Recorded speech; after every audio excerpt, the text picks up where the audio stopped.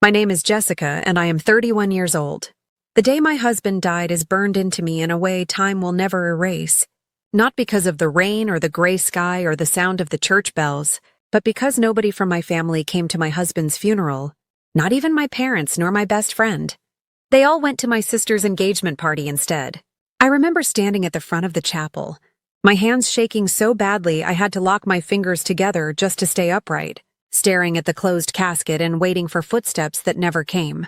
Every few seconds, my eyes drifted to the back doors, foolishly hoping they would open and I would see my mother rushing in, hair messy, eyes full of regret, or my father's familiar stiff walk, or even my best friend slipping into a pew and giving me that look that said, "I'm here now."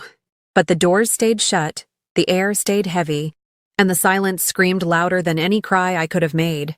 My husband, Daniel, had been my anchor since I was 22, the one person who chose me without conditions, without comparisons, without ranking me below someone else. And now as he lay there in that polished wooden box, I realized how alone I truly was. The pastor spoke about love and loss, about how Daniel was kind and dependable, about how he always showed up for people. And that word, showed up, kept echoing in my head because the people who were supposed to show up for me simply didn't. As the service went on, whispers floated through the room from coworkers and neighbors who had come out of respect for Daniel, and I caught fragments like, "Where's her family?" and "Didn't her parents make it?" Each whisper felt like a small cut, not deep enough to kill me, but enough to make sure I felt everything. I tried to focus on Daniel's face in my memory, his crooked smile, the way he squeezed my hand twice to say, "I love you," without words, but anger kept pushing its way in, uninvited and sharp. I knew exactly where my family was. I knew my sister was standing in a decorated hall somewhere, showing off her ring, laughing, posing for photos, while my parents smiled proudly beside her, as if the world hadn't just ended for me. Even my best friend, the one who promised she would always be there no matter what, chose balloons and champagne over a funeral. When the time came to lower the casket, the sky seemed to darken, and my legs nearly gave out as I stepped closer, watching the ropes tighten, hearing the soft mechanical sound as Daniel was slowly lowered into the ground. That was the moment something inside me cracked open completely, because as we lowered the casket, my phone lit up with a message from my mom that read, "We need to talk now," followed by notification after notification. Missed calls stacking up one after another until there were 36 missed calls, glaring back at me from the screen. 36, while my husband was being buried, while I was standing there with dirt on my shoes and tears I could no longer hold back. My hands felt numb as I stared at the screen, my heart pounding not with hope but with a bitter, hollow rage. Now she wanted to talk. Not when I begged her to come. Not when I cried on the phone and told her I couldn't do this alone. Not when I said, "Please, Mom, I need you." No. Now, when it was too late to change anything, she suddenly needed me. The hypocrisy of it all made my stomach twist. I could almost hear her voice in my head, already defensive, already full of excuses about timing and misunderstandings and how my sister's engagement was important, too. I slipped the phone back into my pocket without answering, my fingers curling into fists as the final prayer was said. Dirt hit the casket with dull thuds, each one sounding like a final goodbye, and I realized something terrifying and clarifying at the same time. The people I shared blood with had made their choice, and it wasn't me. As the crowd slowly dispersed, offering awkward hugs and murmured condolences, I stood frozen, staring at the fresh mound of earth, knowing that when I walked away from this grave, I would be leaving more than just my husband behind. I would be leaving behind the illusion that my family would ever choose me when it truly mattered. I didn't go home after the funeral, not right away. I sat in my car with my forehead resting against the steering wheel, listening to my phone vibrate again and again in the cup holder, the screen lighting up with my mom's name until it finally went dark from inactivity. 36 missed calls turned into more, and then messages started coming in from my dad, my sister, even my best friend, all saying different versions of the same thing.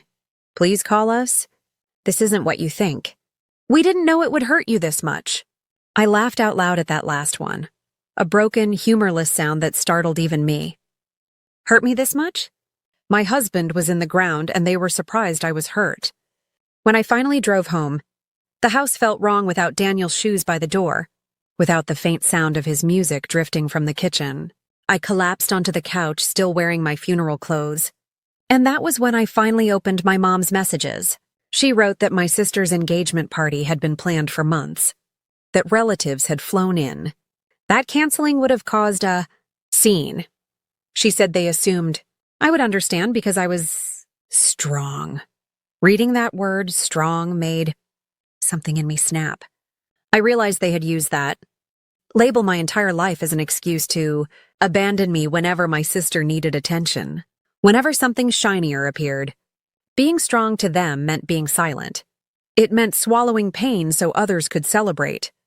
I typed out a response and deleted it at least 10 times before finally writing, "You chose a party over my husband's funeral. There is nothing left to explain." Within seconds, my phone rang. I didn't answer. I let it ring until it stopped, then turned the phone face down. The next morning, my sister showed up unannounced, still wearing a diamond ring that caught the light as she gestured dramatically, tears smudging her makeup as she said she never meant for things to turn out this way.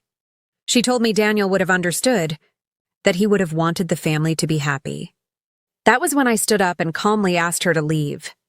I told her she didn't get to speak for my husband. Not now, not ever. Her face hardened, and for the first time, she said what she really felt, that I was selfish, for making everything about my grief, that life didn't stop just because I lost someone. Those words hurt more than I expected, but they also freed me. Because in that moment I saw her clearly, not as my little sister I needed to protect, but as someone who had benefited from my silence for too long. After she left, my dad called and tried a different approach, reminding me of everything they had done for me growing up, listing sacrifices like debts I supposedly owed them. I listened quietly and then told him that love wasn't supposed to be transactional, that showing up wasn't a favor. It was a choice, and they had made theirs. Days turned into weeks, and the calls slowed, then stopped. The quiet that followed wasn't empty the way I feared. It was peaceful. I started sorting through Daniel's things, crying when I needed to, smiling when I found notes he had hidden for me in books, remembering that I had been loved deeply by at least one person in this world. At work, people treated me gently, and neighbors checked in, and strangers showed more kindness than my own family ever had. That contrast taught me a painful but powerful lesson. Family isn't who shares your blood. It's who stands beside you when everything falls apart. One afternoon, I finally listened to a voicemail from my mom, her voice shaky as she said she was sorry, that she hoped we could move past this someday.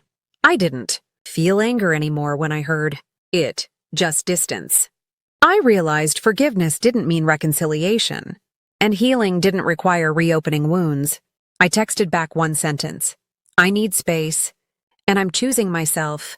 Now, turning off my phone afterward felt like setting down a weight I'd been carrying for years. Standing alone in my living room that night, I spoke out loud to Daniel, telling him I would be okay, that I would build a life he'd be proud of, one where I didn't beg to be chosen.